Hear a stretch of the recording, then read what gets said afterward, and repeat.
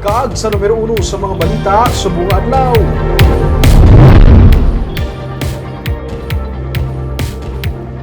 Trentaysiyete ka mga rice retailers sa Bacolod City kag iban pa mga banwa ang syudad sa Negros Occidental nagpatong sa tig 15,000 pesos nga subsidy.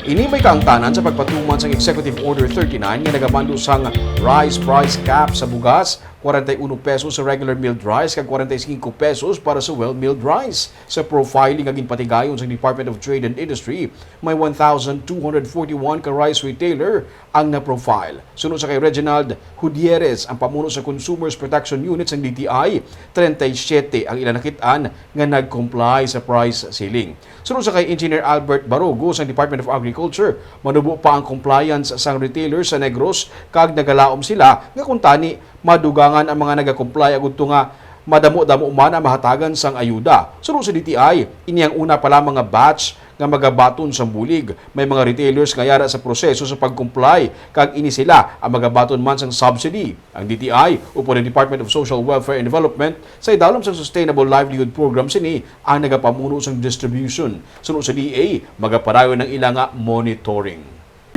Actually, among the 6 provinces, damo na medyo okay na ang development sa Iloilo nato right now. At least after I just received an information, ang Iloilo na makita na nato sa market nga di followed na sa price na 41 and 45 pesos. But unfortunately, there is a Negros medyo damo pa diri ang wala nag-comply nga mga partners nato ng mga retailers. That's why kagamay lang sigid subong ang naka-qualify, 37 lang sila, no? For Negros only, for Negros only. So, kung latawo namon sa amon nga monitoring board, damo gid nga LGU ang wala pa sa monitoring namon medyo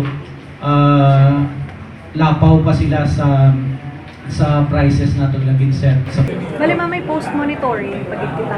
Yes, may post-monitoring. Ang DA is also helping sa monitoring.